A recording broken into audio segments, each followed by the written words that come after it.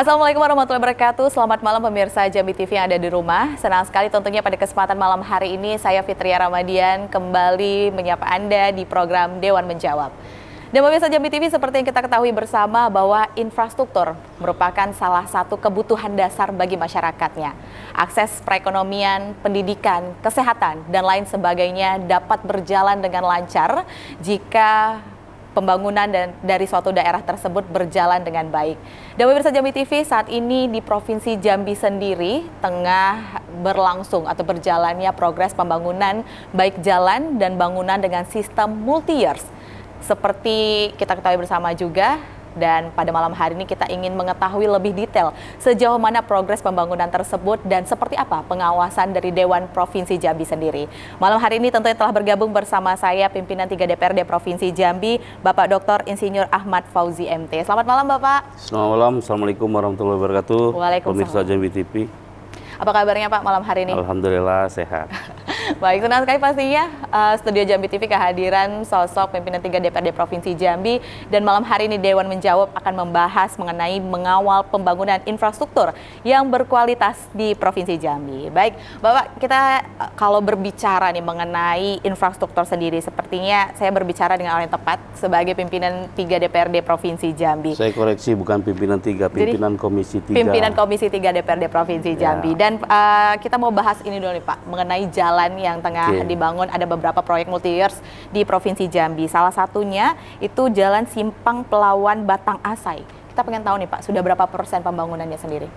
Baik, terima kasih. Jadi di awal kepemimpinan Jambi Mantap Pak Harisani, beliau di dalam RPJMD-nya menggagas pembangunan infrastruktur. Nah, kemudian diskemakan mengingat pertimbangan waktu pekerjaan dan pembiayaan, diputuskan kesepakatan bersama antara pemerintah dan DPR di Provinsi Jambi itu untuk melakukan penanganan program kegiatan infrastruktur dengan pola multi-years kontrak, ya, jadi tahun jamak. Nah, itu bergulir dari tahun awal 2022. Sayangnya pada saat itu memang ketika mau diimplementasikan 5 paket pekerjaan itu juga terkendala dengan kelengkapan administrasi, khususnya di dokumen perencanaan, ya, mulai dari feasibility study, kemudian perencanaan teknis dan DED-nya itu memang berjalan seiring dengan kontrak multi-years sendiri, sehingga praktis itu baru dapat berjalan di triwulan keempat di tahun 2022. Nah, inilah yang kemudian kami koreksi dan lakukan pengawasan terhadap 5 paket pekerjaan ini, baik jalan ini ada 3, Talang Pudak Suak Kandis, kemudian Teluk Nilau Senyerang, dan Simpang Pelawan Sungai Salak Pekan Gedang. Nah, itu program infrastruktur peningkatan jalan provinsi. Nah, kembali kepada pertanyaan tadi, sejauh mana implementasi hari ini, berdasarkan hasil hearing kami bersama mitra kerja Dinas PUPR Provinsi Jambi yang sudah 3 kali kita melakukan RDP, memang masih terdapat deviasi minus sekitar 20%. Nah, ini kita khawatirkan di akhir kontrak bulan Desember ini bisa tidak diselesaikan dengan tepat waktu. Oleh karena itu, kita mendorong pemerintah, mendorong Dinas PUPR agar melakukan percepatan pengerjaan jalan tersebut, ya. Jadi ada beberapa item, misalnya untuk jalan Simpang Pelawan Sungai Salak Pekan Gedang itu juga masih terdapat deviasi sekitar 20% minus, ya. Nah, kita khawatir itu tidak selesai. Oleh karena itu, jangan nanti program Pak Gubernur yang tujuannya baik untuk meningkatkan perekonomian masyarakat, akses khususnya akses transportasi yang mendukung sektor ekonomi di Provinsi Jambi juga tidak dapat diselesaikan, dan masa jabatan Pak Gubernur juga akan berakhir di tahun 2025 sebelum pelantikan memang. Tapi kan ingat, agenda politik kita 27 November sudah dilakukan pilkada, jadi memang fokus untuk penanganan program-program ini juga mungkin harus agak lebih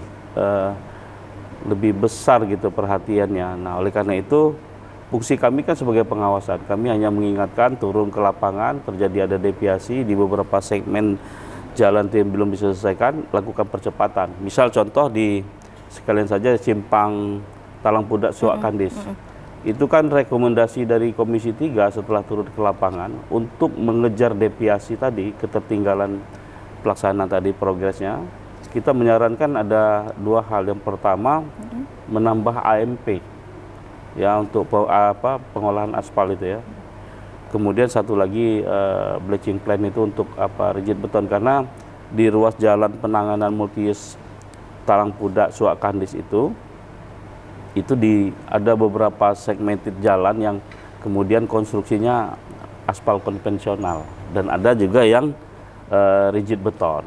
Nah, demikian juga untuk di Batanghari ada ruas-ruas tertentu yang kondisi fisik jalannya memang tidak memungkinkan untuk aspal konvensional, itu dilakukan rigid karena memang tanahnya gambut darat, jadi sangat lembek sekali, sehingga memang harus ada dilakukan pendekatan dengan konstruksi yang memang rigid beton itu supaya jalan itu bisa baik dan fungsional, bisa dimanfaatkan oleh masyarakat. Nah, itu dari sisi penanganan jalan. Yang kedua ada ke Cipta Karyaan. Kita ada pembangunan Islamic Center dan stadion yang di Pijoan, dan Islamic Center ada di areal XMTQ. Itu juga berdasarkan hasil evaluasi kami ke lapangan terdapat deviasi juga ya, minus itu. Sehingga rekomendasi kita kepada pemerintah agar dilakukan percepatan pembangunan itu dengan cara dua hal. Pertama, menambah kren yang tower yang tinggi itu.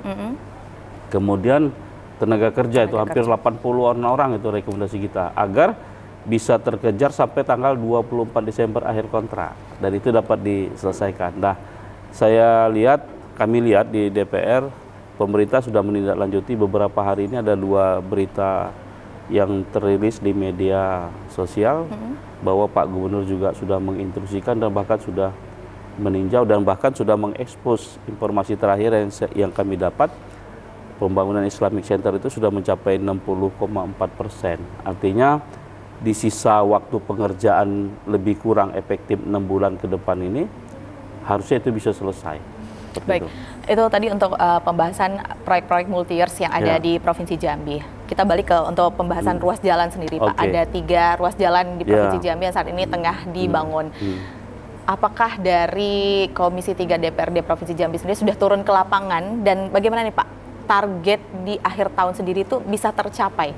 Ya, itu kita sudah beberapa kali kunjungan ke lapangan, dan memang hasil dari kunjungan lapangan ini kemudian kami angkat untuk materi rapat kami RDP bersama PUPR. Jadi seperti saya sampaikan di awal tadi, memang masih ada keterlambatan pekerjaan, progresnya itu deviasinya itu minus ya.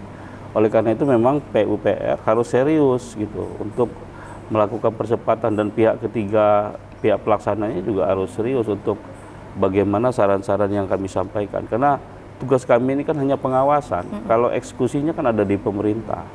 Kalau berkaitan dengan akuntansi ada APIP, ada inspektorat gitu ya.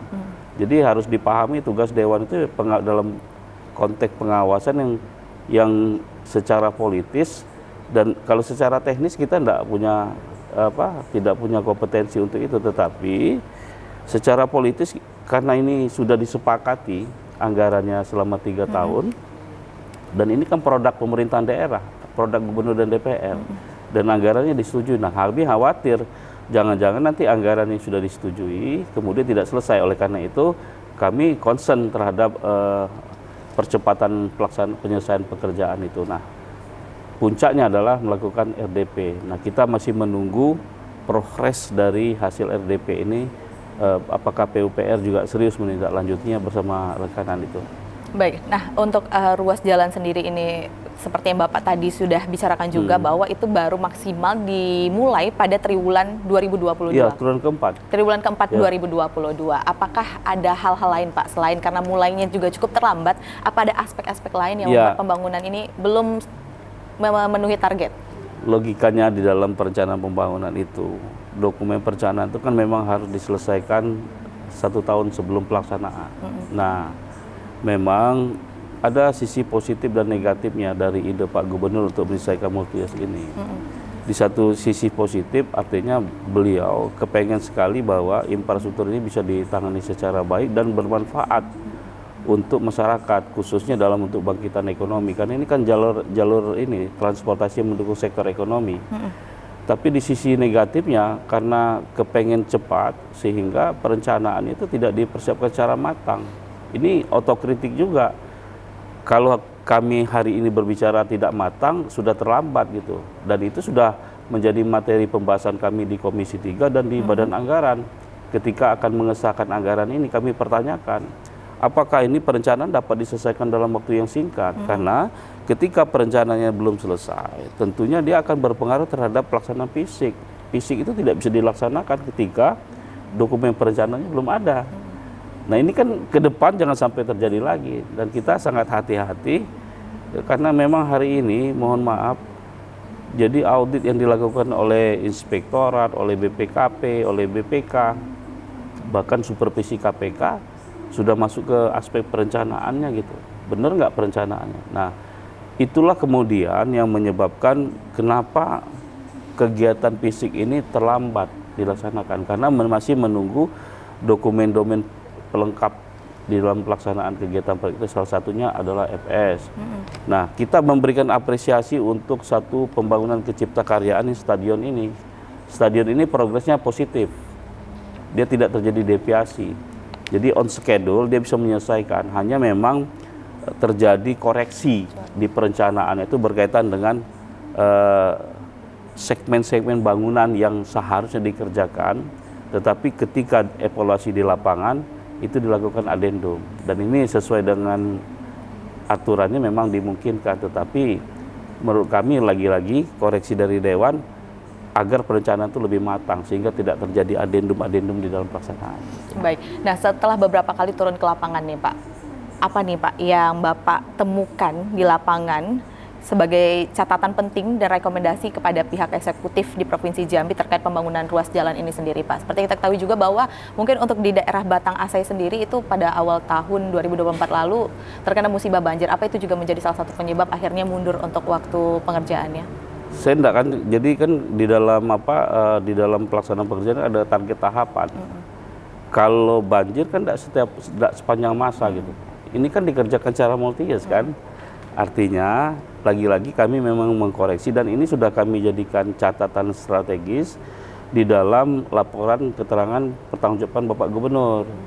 Jadi ada beberapa catatan strategis yang kami sampaikan dari Komisi 3 berkaitan dengan penanganan infrastruktur melalui pola multi-years ini sudah kami sampaikan. Salah satunya adalah agar melakukan percepatan pelaksanaan kegiatan dengan cara ya secara teknis, misalnya kalau dia kurang alat harus tambah alat.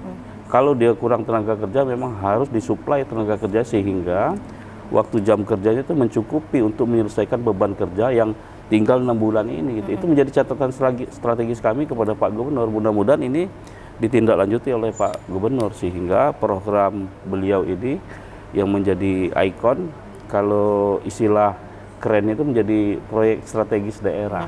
Ini bisa diselesaikan di akhir masa jabatan beliau. Ya. Baik, pasti kita harap bersama juga agar pembangunan ruas jalan ini dapat selesai sesuai target ya Pak, dan pastinya masyarakat bisa memanfaatkan dan ada sisi positif yang dapat dimanfaatkan oleh masyarakat nantinya. Betul. Baik, saya ingin menyinggung sedikit nih Pak terkait jembatan Auduri yang beberapa waktu lalu ditabrak tongkang batu bara. Tanggapan Bapak sendiri selaku Komisi 3. Yang pertama bahwa jembatan itu kan akses transportasi utama ya. Karena memang kita di Sungai Batanghari ada 2 jembatan ya, jembatan Auduri 1 dan Batanghari 2 ya, yang kemudian itu yang mengakses di kawasan timur dan kawasan tengah.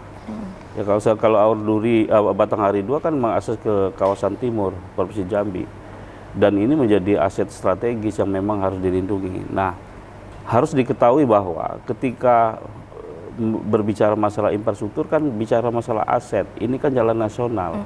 Aset pemerintah pusat, kemudian kan ada jalan yang berstatus provinsi menjadi aset Provinsi Jambi, demikian juga kabupaten. Nah, dalam konteks jembatan Auduri ini, saya kira juga pemerintah harus serius ya, karena memang kecelakaan itu sebenarnya terjadi akibat tidak lengkapnya infrastruktur ya pelayaran yang kemudian akibat kebijakan pemerintah mengalihkan angkutan batubara ke sungai, tetapi harus didukung dengan suprastruktur dan infrastruktur yang mantap. Misal contoh, Batanghari itu, Sungai Batanghari itu kan pendangkalannya luar biasa. Maka ketika sungai dimanfaatkan sebagai moda transportasi air, angkutan air, juga dia harus dilengkapi ketika dangkal dia harus ada pemandu pelayaran. Nah pertanyaannya hari ini kan tidak pakai pemandu pelayaran, ya kan? Mana yang sedimentasinya tinggi, mana yang bisa dilayari karena kapasitas batu bara yang dibawa itu cukup berat, ya. Dia akan mempengaruhi dari kemampuan kedalaman air itu bisa memberikan fasilitas untuk pelayaran itu. Nah itu yang tidak dilakukan. Nah sekarang sudah terjadi kecelakaan kan? Itu kan pendernya itu kan, pender itu penyangga tiang jembatan itu. So kalau tidak ada itu dia langsung ke tiang jembatannya bisa rubuh. Tapi dia akan berpengaruh terhadap struktur jembatan itu sendiri. Maka yang kami pantau dari Komisi 3 karena kami ikut juga bersama pimpinan DPRD untuk meninjau jembatan itu bersama, lalu kemudian kami mengundang PU untuk RDP dan sudah diambil langkah-langkah oleh pemerintah pusat dan pemerintah Provinsi Jambi dalam rangka untuk menyelamatkan jembatan itu. Kita tunggu saja nanti realisasi dari kesepakatan untuk itu. Tapi ke depan memang harus ini kan sudah mulai dibuka lagi nih alur pelayaran sungai untuk batubara. Kami Komisi 3 juga menyarankan agar memang harus ada pemandu pelayaran itu karena memang ruas alur pelayaran itu memang tidak selebar sungai itu bisa dimanfaatkan. Nah, ini yang kemudian juga bisa mengantisipasi kalau itu dilakukan terhadap kecelakaan-kecelakaan seperti itu. Ya. Baik, itu tadi untuk membahas mengenai kejadian nabraknya jembatan Auduri beberapa waktu yang lalu. Dan pemirsa Jambi TV, tentunya perbincangan kita pada malam hari ini masih akan terus berlanjut mengenai mengawal pembangunan infrastruktur yang berkualitas di Provinsi Jambi bersama dengan pimpinan Komisi 3 DPRD Provinsi Jambi. Pemirsa Jambi TV, kita akan kembali usai jeda berikut ini masih di Dewan Menjawab.